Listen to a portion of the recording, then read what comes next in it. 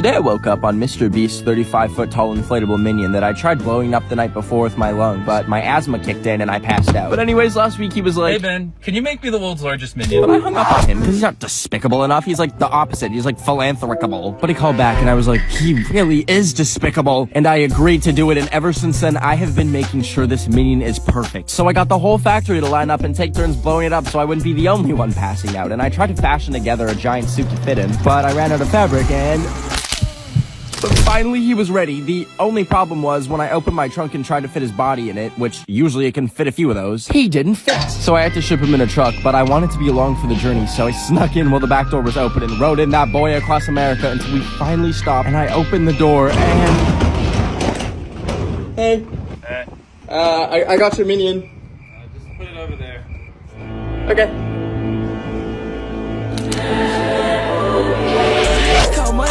Last weekend, me and some pals and Mr. Beast gathered around to sacrifice a giant minion for fun. But after we killed it to death, I was like, now what? And Mr. Beast said, "Dave is finally dead. So is this stupid trend." But I thought to myself, that's kind of awkward, because to me it wasn't a trend, and I got a giant minion tramp stamp tattoo a few days before. And I was so embarrassed that I got in my car and drove around looking for a laser tattoo removal place, but the only one that I could find in my town went out of business when they accidentally cut someone's leg off. And it also looks like the back room, so I ordered a tattoo laser gun off of Shein. And when it arrived a week later, I got ready to use it after accidentally burning a hole in my eyeball, but I reached behind me and started burning it off, and it smelled like burnt chicken for about an hour, but I thought it was essentially gone. Until I was at Walmart a week later when I saw this lady drop her toe fungus medication, and when I bent down to pick it up for her, the scar popped out and she screamed and thought I had monkeypox, and I was like, shut the hell up, warty ass bitch. Let's see those toes you need to scream for.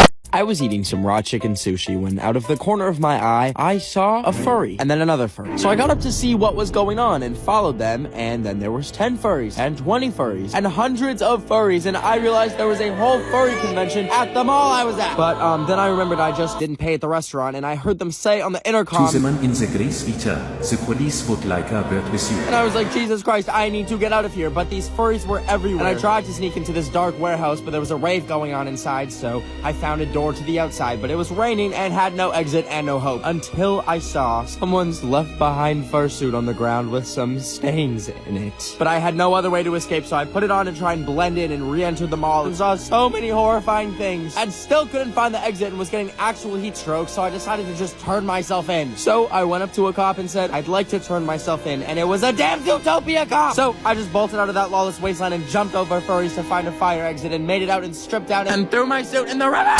I was drinking a vanilla bean frappuccino for the 4th time today because I found out you can get anything free from Starbucks if you make 365 different fake IDs with different birthdays for every day of the year. So each day I go to a different Starbucks and show them my ID and tell them it's my birthday. And they give me a free treat that would usually cost 4 kidneys. But sometimes when I pull up, they tell me they don't do free birthday drinks, but they don't know I know this trick. I actually go dumpster diving after hours, where they throw away all the garbage and Starbucks employees that want to form a union. And there's usually 1 or 2 uniforms in there. So I got this one, which had just a little blood stain. So whenever they deny me a birthday drink, I simply rip my jacket off and show them my employee uniform. And then they just let me go make whatever I want for myself for free. And it almost always works, but when it doesn't, and they say, we've literally never seen you at this location before, why do you have blood on your uniforms? I stay calm because I remember they don't know I know this trick. I put on a little mask and say, okay, this is a fucking robbery! I'm in North Korea right now, because last week I was just making some delicious corn dog sushi in Japan, and before I could take a bite, I heard the nuclear missile warnings go off because Kim Jong-un was having a hissy fit, and I spilled my corn dog sushi because of him. But as I was hiding underneath the table about to be vaporized, that's when I realized North Korea is only 2 hours away, so I bought a Kit Kat because Kim Jong-un needs to take a freaking break, and a ticket to North Korea, so I can tell him to stop doing that. Anyways, I went to the airport, and the plane was either on fire or someone just had a vape. But anyways, once I landed, I immediately got on this bus,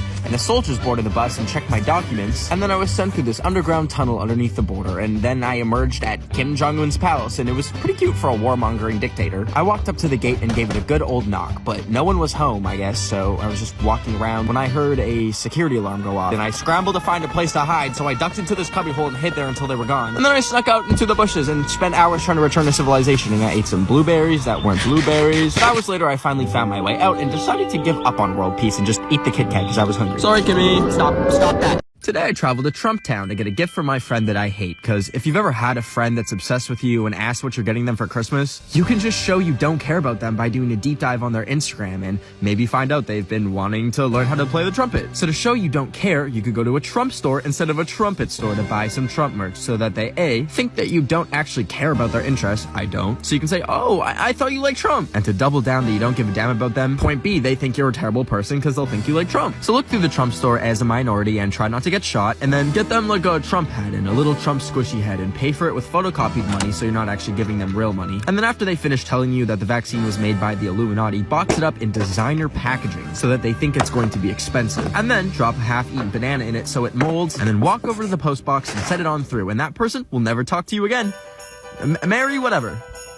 I was so excited today to see Harry Styles in that new movie that he's in today. So I went to the theater and snuck in my own snacks because a hot dog is $12, but a pea and ketchup sandwich is $2. But as I was enjoying my delicious meal, they flashed an ad for like 3 seconds saying, bring blood to bathroom stall 4. And I looked around the theater and like, no one was fazed by this. So I sat through the movie, but Harry Styles wasn't the only thing making me feel curious. So I left as the credits rolled. And I went to the bathroom and I didn't think anyone was in there, but I found stall number 4 and I went in and locked the door behind me, and there was a guy asking for the blood, I guess, and I wasn't about to give him my blood, but I remembered that I had my ketchup still, so I poured some on a piece of toilet paper and I handed it to him, and it turns out the guy in the stall was actually just out of toilet paper and needed some, and I don't know what the cult stuff was about, but I'm now about to be murdered. I use my mom's Facebook Marketplace for buying clothes and organs sometimes, but today I saw that Taylor Swift's private jet was selling for $1,000 because she got in trouble for flying them every single day or something. But I thought, I'll take it, and I messaged them and hurried to the bank to take out $1,000 in cash. And I brought it to the address, which was her own airline hangar, and when I arrived, I saw the plane, and I took a bunch of pictures in front of it and then went through her makeshift security. But when I got there was a little party going on, and I was like, oh, fun, and I participated in the party, but then it got a little rowdy, and I asked, can I own this plane still? And it turns out some rappers bought it before I could and started filming a music video in it. But I was still bitter from being outbid, so I pulled the emergency latch and breached the airlock, and now I have the whole plane to myself. Hey guys, just got first class, and they gave us free orange juice, free a little mask that come down and put you to sleep. Today I spent 9 hours painting Doja Cat, and it turned out so good that I decided to DM it to her. And she actually replied by saying, it's terrific. And I was just in disbelief that she replied, so I screenshotted it as fast as I could and posted it on my story to show all my friends. But after she saw it, she DM'd me a picture of the front of my house and my birth certificate. And when I said, yes it is Doja Cat, I saw she mentioned me in her story, and when I looked, she had posted both of those images on her story, and I was like, Doja, why would you do that? And then she went live and was very angry at me, and the next thing I knew, there were people banging on my front door, and then one of them threw something through my window, and I had no clue what it is, so I slowly approached it. But when I got too close, it started to fill my room with gas, and I heard on her live stream, and she said, careful of the tear gas, you're getting gas. So I grabbed what I could and ran out of my house and saw a flyer on the telephone pole for witness protection. And I called them and had to throw away my passport and credit cards, and now I'm flying to New Zealand to start a new life. Thanks, Doja Cat. Today I was flying over North Korea and trying to sleep even though there was a baby screaming behind me because it shat itself. But what really kept me awake was a song started playing that plays in like all those plane crash TikToks. And then the plane started shaking and the seatbelt sign turned off. And the plane was shaking so much that it spilled water all over my no-no square. And I thought, if this plane is going down, I'm not about to be found dead looking like I peed myself. So I snuck into the bathroom even though it said seatbelts on. And I grabbed some paper towel and tried to dry it off. But it was shaking so much that I just went back to my seat. And that's when I realized the music was coming from the stupid baby behind me's iPad because it knocked its AirPods off from sharding so aggressively. So I tried to lean between the seats to turn it off, but I couldn't reach it, so I called over the flight attendant and asked if we could just throw the child out of the airlock, but she didn't speak English and just gave me almonds. So I peacefully lost my mind for 7 hours, and when I landed, I saw the most nasty little sharder and chased after it because it left its iPad behind, but when I touched it, there was literal baby food on it, and I dropped it and cracked the screen. And then I picked it up again to check if it was working, and saw the lock screen, and it jump scared me, and I dropped it again. Whoops! I was scrolling through Tinder because the last person I met was when I was at the Apple store and came across some girl's number that she left on an iPad. So I took it and went home and tried texting it and just said hi, and then she replied asking if she could come over for some eggplant. And I panicked because I've never cooked eggplant before. But I remembered I could make eggplant parmesan, so I was looking for recipes on Google when I realized I accidentally typed in eggplant permission. Anyways, she said she was 30 minutes away, and I ended up running to the grocery store to buy some eggplant. So I grabbed some eggplants, and then I needed the parmesan. So I went up to this giant wheel of parmesan they had, but I couldn't lift it, so I just got a little piece. Anyways, I went home and chopped up the eggplant and dropped some on the ground, but I used the 5-minute rule because I'm half white. And I put it in the pan, and then I added some cheese and was gonna bake it when I found a spider in my oven. So I baked that instead until he was nice and crispy, and then I threw the eggplant in, and it was finally ready. So I sent her a picture of the eggplant parmesan and said, "You ready for this eggplant?" But then all of a sudden my texts to her were green, and I heard tires screeching outside. Anyways, now I'm back on Tinder, so if anyone wants a serving of eggplant parmesan, make sure you match with me. Today I texted my crush that I love her and want a relationship, and I felt like throwing up until she replied with, "I'm in Lisbon." And then she sent the, Portuguese flag, I think. I don't know, I'm not good at geometry. But anyways, I wanted to surprise her, so I booked the next ticket to Lisbon, Portugal. So I packed up my stuff and went to the airport, and it was a 30-hour journey, but it was in the name of love. And when I landed, I realized I should probably get her something as a gift, so I walked into a store and came across these very interesting frozen feet in the freezer section, and I thought, who would want to suck on feet? Oh, me. So I bought them, and opened up the box and ate every last foot. And they tasted like strawberries. I don't know why I was expecting foot flavor. Not that that's what I wanted, but anyways, I got the bright idea to take all the popsicle sticks and make a little fun DIY bracelet out of them with hearts on it. So I did just that, and then the next day, I was gonna give my crush the bracelet. So I went to DM her and asked her to meet up and realized she said, I'm a lesbian.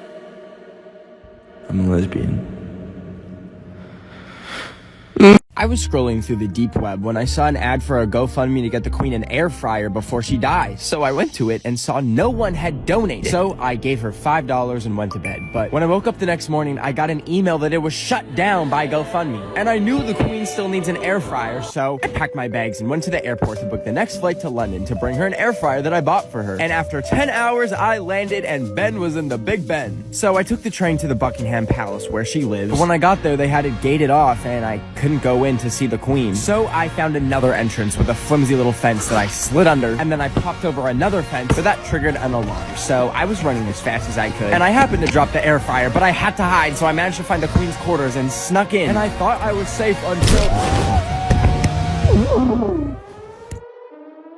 I woke up on some cliffs on an island with nothing but a note on my arm that said, Please, they won't let me air fry. Elizabeth, I will save you.